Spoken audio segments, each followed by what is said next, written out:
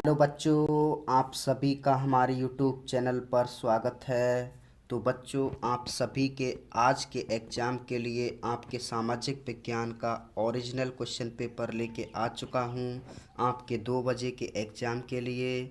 और यह question paper आपके लिए बहुत ही ज़्यादा इम्पोर्टेंट होने वाला है। इसके सभी क्वेश्चंस बहुत ही ज़्यादा इम्पोर्टेंट हैं और आपके एग्ज़ाम में आने वाले हैं। तो जल्दी से इनको सभी अपनी कॉपी पर लिख लीजिए, इनको तैयार करके जाना है आपको। तो साथ ही साथ मैं इसके आंसर भी बता रहा हूँ। तो चलिए दोस्तों, वीडियो को स्टार्ट करते हैं। और लाइक कर देना वीडियो को, चैनल पर नए हैं तो चैनल को सब्सक्राइब कर लेना। आपको सभी सब्जेक्ट के पेपर इस चैनल पर मिलने वाले हैं। तो पहला क्वेश्चन है, राजस्थान की सबसे लंबी और एकमात्र वर्षा वाली जो नदी है वो कौन सी है? तो चंबल नदी इसका राइट आंसर हो जाएगा। Which is the longest and only river of Rajasthan which flows through out it year. तो चंबल इसका राइट आंसर हो जाएगा। भारत की कुल जनसंख्या का कार्यशील भाग कितना है? भारत की कुल जनसंख्या का जो कार्यशील भाग है वो कितना हो जाएगा आपका? 45.01%। इसका सी राइट आंसर हो जाएगा। The working part of total population of India is 45.01%। इसके बाद देख सकते हैं, गांधब बाईसी कितने दरबार में रहते थे? किसके दरबार में रहते थे? तो गांधब बाईसी किसके दरबार में रहते थे? तो ये आपको कमेंट में बताना है इसका राइट आंसर। राजस्थान का प्रथम अंतर्राष्ट्रीय हवाई अड्डा कहाँ स्थित है? तो इसका जो राइट आंसर है वो जयपुर हो जाएगा।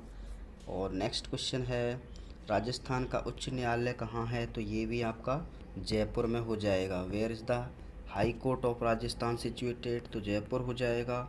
ब्रह्म समाज की स्थापना किसने की थी? वेरी वेरी मोस्ट इम्पोर्टेंट और हर बार पूछने वाला क्वेश्चन। तो इसका जो राइट आंसर है राजा राम मोहन राय हो जाएगा। हु फाउंडेड ब्रह्म समाज? तो राजा राम मोहन राय इसका करेक्ट आंसर है। मिट्टी किसे कहते हैं? तो मिट्टी किसे कहेंगे? तो आप सभी को पता है कि जो पृथ्वी की जो ऊपरी सतह होती है उस पर मोटे, मध्यम और बारीक कार्बनिक तथा अकार्बनिक मिश्रित कणों को मृदा कहा जाता है। तो पृथ्वी की सतह पर जो छोटे छोटे और बारीक कण पाए जाते हैं जो कि कार्बनिक और अकार्बनिक प्रकार के होते हैं, उन मिश्रित कणों को ही हम मृदा कहते हैं, सॉइल कहते हैं। लिंगानुपात क्या है? तो प्रति 1000 पुरुषों पर महिलाओं की जो संख्या होती है उसको लिंगानुपात कहते हैं। और 2011 की जनसंख्या के अनुसार, जनगणना के अनुसार जो राजस्थान का लिंगानुपात है वो 945 से 47 हो गया है। तो अब फिलहाल जो लिंगानुपात है वो 947 है। संविधान के प्रकार बताने हैं, संविधान के कितने प्रकार हैं और उनको आपको लिखना है। तो ये आपको आपके बुक में क्वेश्चन मिल जाएंगे, तो उनको आपस में आप तैयार करना है। उपनिवेश क्या है और संक्षेप में समझाइए। तो उपनिवेश की परिभाषा देनी है। विकासशील देशों के विकास में आने वाली बाधाओं में किन्हीं 2 बाधाओं के नाम लिखने हैं। इसके बाद आ को बा से मिलाना है, जैसे स्पेशल प्रोटेक्शन ग्रुप। तो इसको इसको हम सीधा डायरेक्ट ये इससे ही मिलेगा और ये आपका इससे ही मिलेगा। तो special group security of industrial, और ये आपका बी से हो जाएगा। इसके बाद नेक्स्ट है आपका, पृथ्वीराज चौहान के दरबारी कवि कौन थे, राज्य कवि कौन थे? तो इसका जो राइट आंसर है वो चंद्र बरदाई हो जाएगा। और उनकी कवि रचना का नाम क्या था? तो उनकी रचना थी पृथ्वी रासो। क्या थी? पृथ्वी रासो इसका राइट आंसर हो जाएगा। इसके बाद नेक्स्ट क्वेश्चन है आपका, अरावली पर्वतमाला को राजस्थान की जीवन रेखा क्यों कहा जाता है? तो राजस्थान की जीवन रेखा क्यों कहा जाता है? तो ये आपको बताना है, क्योंकि अरावली पर्वतमाला आपकी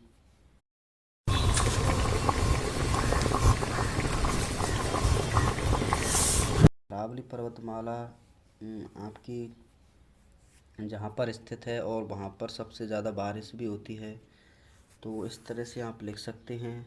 और इसके बाद देख सकते हैं, make in India. Make in India का शब्द बताना है। तो मेक इन इंडिया का मतलब होता है भारत में बनाना। मेक इन इंडिया, तो हमें क्या है, भारत में बनी हुई चीज़ों को ही अपनाना चाहिए और जो विदेशी हैं उनका बहिष्कार करना चाहिए। इसके बाद देख सकते हैं, संसदीय व्यवस्था में राष्ट्रपति केवल नाम मात्र का कार्यपालिका का प्रमुख होता है। तथा वास्तविक कार्यपाली शक्तियाँ प्रधानमंत्री में निहित होती हैं। इस कथन के आधार पर प्रधानमंत्री को प्राप्त किन्हीं 4 शक्तियों के नाम भी लिखने हैं आपको। इसके बाद देखिए, भारत पाक विभाजन के पश्चात विस्थापितों द्वारा देश और समाज को आगे बढ़ाने में दिए गए योगदान का संक्षिप्त में वर्णन करना है। तो describe the contribution of refugees in the development of nation and society after the partition of India and Pakistan. सामाजिक बहिष्कार किसे कहेंगे? तो सामाजिक बहिष्कार किसे कहेंगे ये आपको बताना है। तो बहिष्कार का मतलब होता है किसी को अपनी जो सोसाइटी है, समाज है, उससे बाहर निकाल देना, उसको मतलब किसी में भी पात्रता नहीं देना, इसे बहिष्कार कहेंगे। वर्नाक्यूलर प्रेस एक्ट पर टिप्पणी लिखनी है। परंपरागत और गैर परंपरागत जो ऊर्जा के स्रोत हैं, संसाधन हैं, उनको आपको उनमें अंतर बताना है उदाहरण सहित।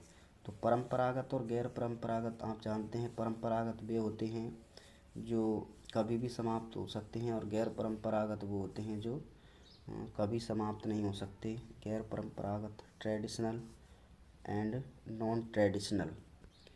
इसके बाद नेक्स्ट है, सड़क दुर्घटनाओं कम से कम हों इस हेतु हमें किन किन यातायात के नियमों का पालन करना चाहिए। तो ये यातायात के नियम आपने साइंस में भी लिखे होंगे, तो आप इसमें भी लिख सकते हैं। राजस्थान ये आपको मानचित्र भरना है। राजस्थान में नई दिल्ली कहाँ है, ये आपके भारत के मानचित्र पे भरना है। जम्मू कश्मीर और गुजरात, तो गुजरात तो आपको सभी को पता है। इस तरह से ये जो ऐसी जो संरचना है ये गुजरात की है, और जम्मू कश्मीर ऊपर है आपका, और राजस्थान तो आपका पता है बीच में है, यहाँ पे राजस्थान है, और हिमालय इधर है आपका, और गुजराती हो गया। बंगाल की खाड़ी भी यहाँ पे ही है गुजरात के पास, और नई दिल्ली आपकी इधर है राजस्थान के नीचे। तो इस तरह से आप इसको भर सकते हैं। इसके बाद भारत को कितने भौगोलिक प्रदेशों में बांटा गया है, नाम लिखिए तथा किसी एक का वर्णन कीजिए।